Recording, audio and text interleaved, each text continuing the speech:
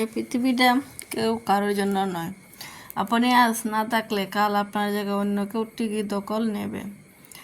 মানুষ কেবল অভাব নয়, বরং আপনার অভাব মেটানোর বিকল্পটাই খুঁজে নেবে। তাই অন্যের উপর অতিরিক্ত ভরসা করা মানে হলো নিজের ধ্বংসের পথ নিজেই তৈরি করা। আপনি একা জীবনে একাই আছেন, একাই আপনাকে বাকিটা পথ পাড়ি দিতে হবে। এই সহজ বাস্তবতা যত দ্রুত সম্ভব হজম করতে পারে জীবন ততই সহজ হবে। তো আসসালামু আলাইকুম ভিউয়ার্স, লাইফস্টাইল ব্লগতে আপনার সবাইকে স্বাগতম। তো কয়েকদিন পর আপনাদের মাঝে একটি ভিডিও শুরু করলাম, তো আশা করি আপনারা ভিডিওটি দেখবেন।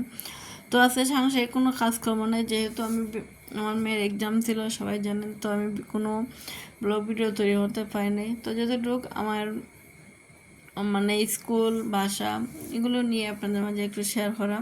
তো আশা করি সম্পূর্ণ ভিডিওটা আপনারা দেখবেন, আর ভালো লাগলে তো কমেন্ট করবেন। তো স্কুলটা একটু ভিডিও হয়ে নিলাম, কেমন লাগলো আপনারা একটু লাইক কমেন্ট করবেন। আর স্কুলটা পরীক্ষা যেহেতু সবাই ক্লাসে আছে, তা একবারে মাঠ শূন্য, বিকালে যারা আরও পরে আসবে। তো এদিকে স্কুল থেকে আমি চলে আসছিলাম, মেয়েকে বয়ে নিয়ে আসছে। তো আমি এদিকে এসে মেয়েকে পড়ানো বসাবো। তো ওর আগে একটু নাস্তা করে নিতেছি, সন্ধ্যাবেলা।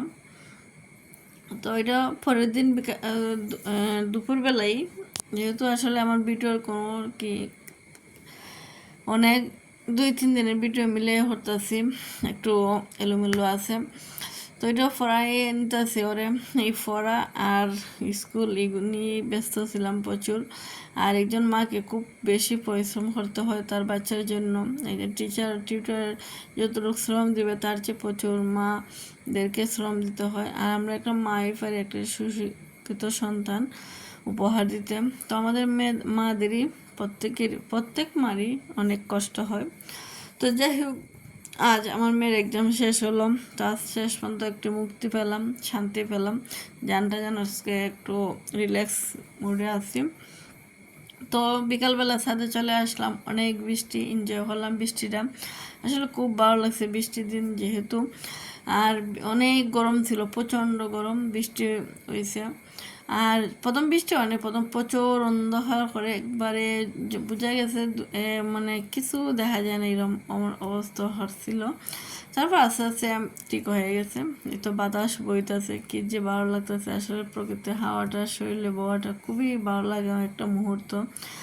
আর এই দৃশ্যটা আপনাদের সাথে কি শেয়ার না হলে নাই হয়। আর এই মানে আমার মনে হয় পৃথিবীর শান্তি একটা জায়গায় যখন ছাদে বাতাস বয়। রুমে যেহেতু আমাদের একতলা বিল্ডিং, সেখানে তেমন একটা বাতাস লাগে না, খুবই গরম লাগে।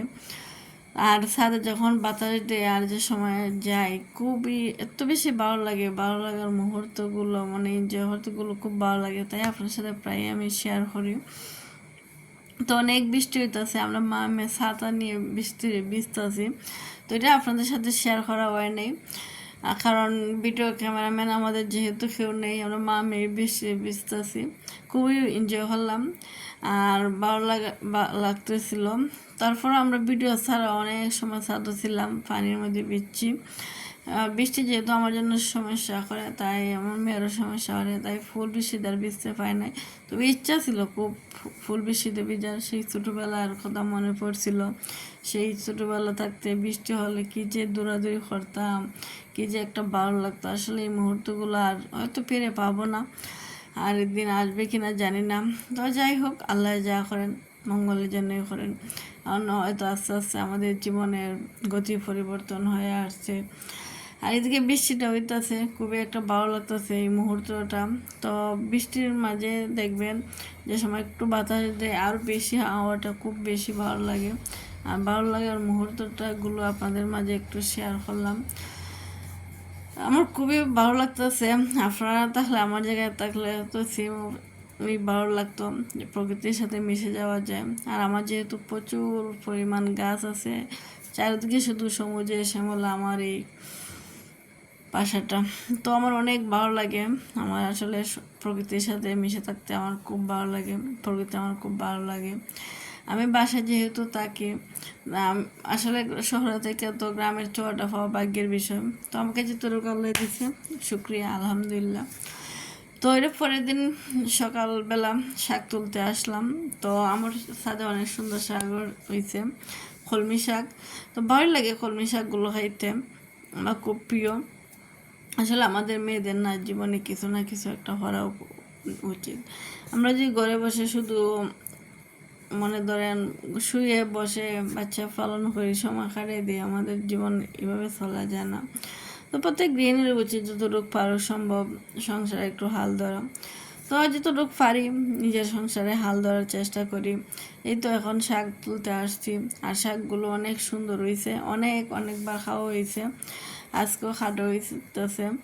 তো যেহেতু খাটা হয়, পরে আবার শাকগুলো হয়, কলমি শাক খুব সুন্দর হয়, আজের সময় ছাদে ফুটে খুবই সুন্দর লাগে। তো আমার ছাদ বাগানটা আর বলছিলাম সুন্দর হওয়ার খুব ইচ্ছা। তো অতি শীঘ্রই আশা করি সুন্দর হব। আর আমি শারীরিকভাবে খুবই অসুস্থ, যার কারণে আমি কিছু কাজকর্ম করতে পারি না। তো মেয়েরা যেহেতু একদম শেষ হয়েছে, আমার চেষ্টা হবে একটা ভালো ডাক্তার দেখানোর জন্য। যেহেতু আমি ডিপ্রেশনের ওষুধ 5 বছর ধরে খাইতেছি, কিন্তু আমার কোনো উপকার মানে ওষুধের উপরে আমি আছি বাচ্চা। তো আবার ওষুধগুলো আমার 2 মাস 3 মাস পর আবার ডাক্তারগুলো দেখাইতে হয়। তখন আবার ডাক্তার ডেট পড়ছে, তো যাওয়ার প্ল্যান করতেছি। তো দেখি যাওয়া হবে। আসলে শারীরিক সুস্থ না তাহলে না কিচ্ছুই ভালো লাগে না, কোনো কথা বলতে ভালো লাগে না। এই যে আপনার সাথে ভিডিও শেয়ার করতেছি ঠিকই, কিন্তু আমার মনে একটুও ভালো লাগতেছে না। কিন্তু অনেকদিন ধরে ছাড়া হয় নাই, তাই ছাড়লাম। আর আপনাদের মাঝে একটু শেয়ার করে আসলে ভাবলাম যে মনটা একটু হালকা হয়, ভালো লাগা মুহূর্তের থেকে যেহেতু আমি ভিডিওটা করি, আর আমার যেতটুকুই মন খারাপ থাকে আমি আপনাদের সাথে শেয়ার করি। তো ভালো থাকুন ভিউয়ার্স, আসসালামু আলাইকুম।